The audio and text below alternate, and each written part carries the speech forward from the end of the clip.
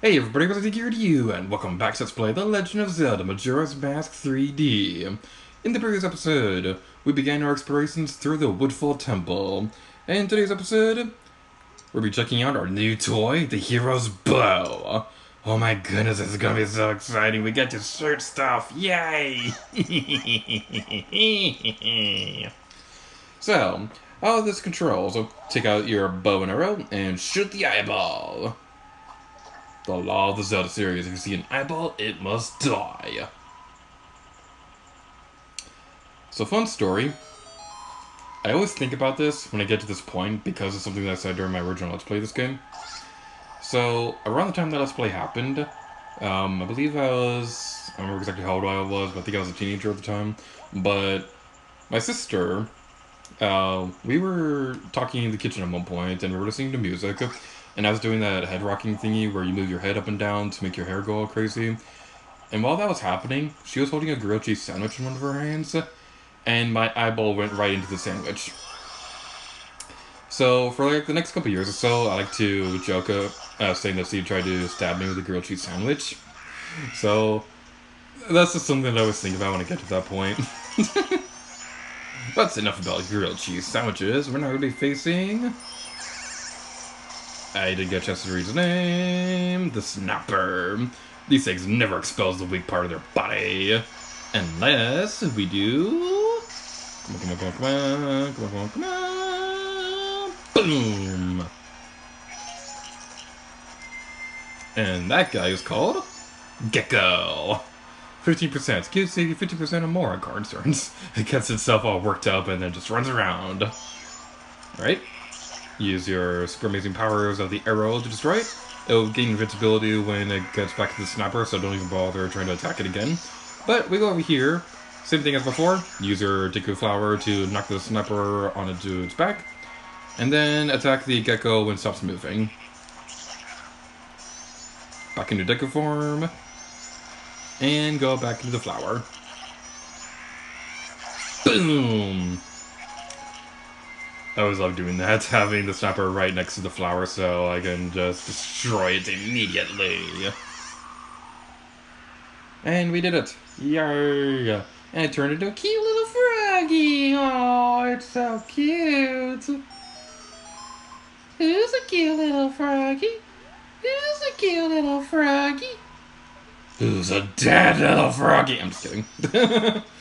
Remember that frog for later. It's going to be very important for our side quest. We won't be able to take care of for a little while. So we go over here and destroy these jars before collecting our sweet, sweet reward. What could it be? What could it be? Is it eggnog? Is it amiibo? It's a Boss King. Oh, I wanted an eggnog amiibo. I wanted an amiibo that I could drink. Oh boy. So while we go through this area, one thing I would like to remind you, if you haven't seen the previous episode, is we're not going to be going for Stray Fairies immediately on the first run through these dungeons, but we will during a second playthrough of said dungeons and stuff like that. And that was a very redundant sentence, and I am not sorry. I regret nothing. Step on the Switch. Or Wii U, whatever your console choice is. And we can shoot that. So lighting up that torch with the fire and the arrow and all that good stuff, that'll cause the platform to rise up and the water will no longer be poisoned. Yay! We've cured everything in Earth, life, whatever. Alright. I picked up that Stray Fairy because it was going to be bothering me if I didn't. And now we can head over here, and boom! We missed. Alright. Starting to be unnecessarily epic, and that doesn't always work out for me. Let's try that again. Be as close to the torch as possible. You want to light up the torch like this. Not like that. Let's try that again. There we go. Alright then. Now let's go this way.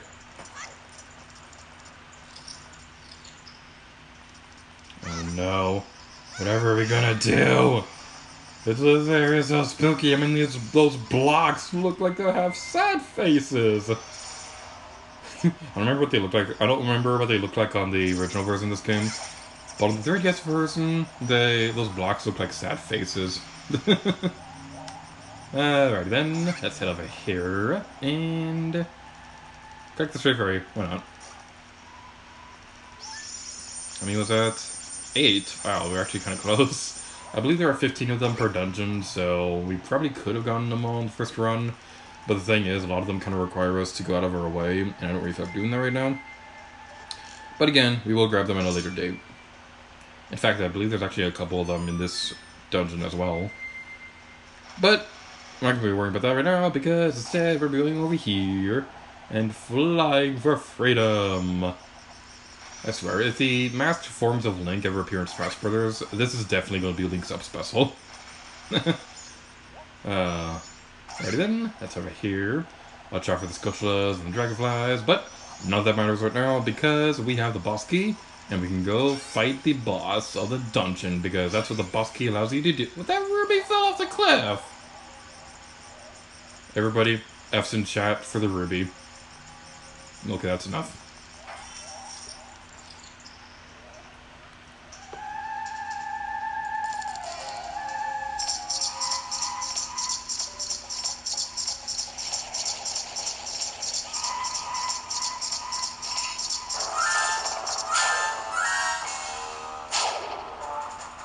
Master Jungle Warrior Adawa.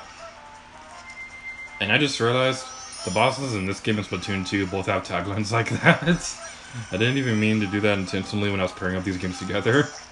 But anyway, this is Adawa, the boss of Woodfall Temple. I cannot speak apparently. So this boss works very differently than he does in the Nintendo 64 version of this game. In this game, they made his weak point a bit more obvious by giving a giant eyeball on his head.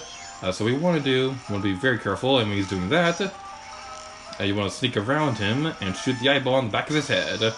You missed. If you have skills like me, you might be able to do this better, or more easily, or whatever. Alright then. Sneak around him again, after he does the dancing thingy. I gotta say this right now. I legitimately do not really like this guy at all. He's really annoying. I don't like his noises. But when he's taking enough damage, some Tektite enemies will be appearing on the ground. Actually, I don't think they're Tektites. What are they called again? Apparently Talo doesn't have anything to say about them. Alright, you know what does Talo say about Adawa? Where are you? There you are. We have to find a way to reach the top of this head. But first, please blast away those annoying bugs. Alright, something I want to test out real quick is we can go in here and check out the Deku flower. And if we do it correctly... Actually, you're way too far away for us to work. Oh, no, it worked! Wow! Alright, so I've never actually done that before, but I know it's a strategy you can use. So, when you're flying with the Deku flower, you can throw the Deku nuts on top of his head. And that's actually a really good strategy, so I'm going to keep doing that. So obviously you want to wait until he starts doing his little dancing thingy.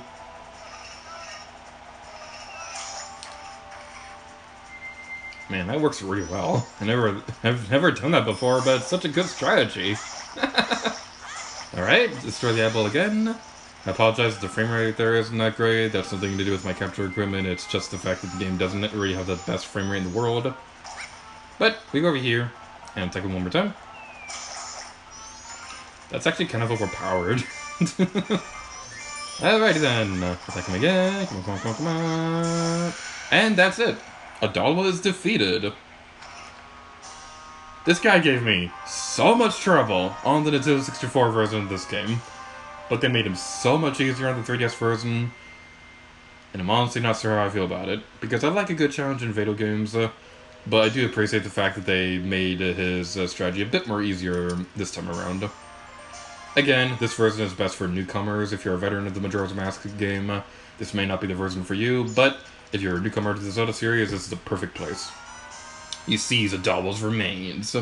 In doing so, You freed the innocent spirit that was imprisoned within this dark mask.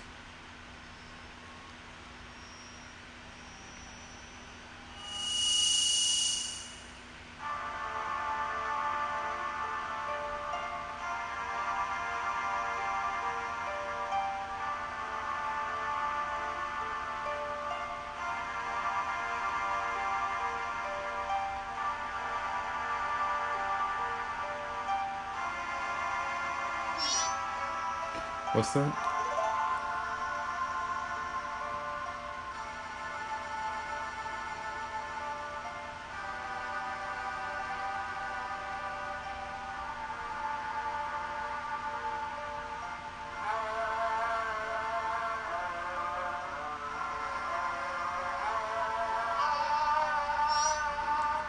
Wait, listen.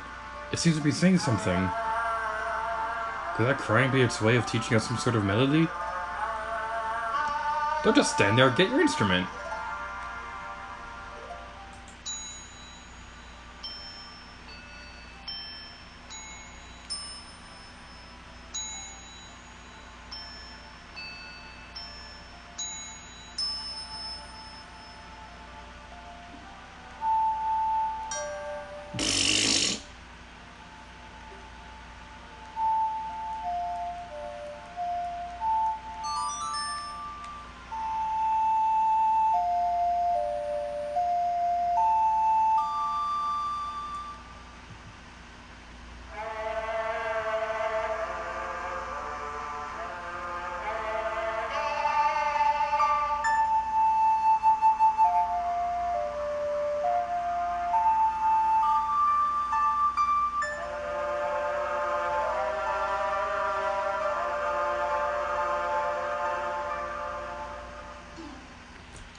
You learned the oath to order.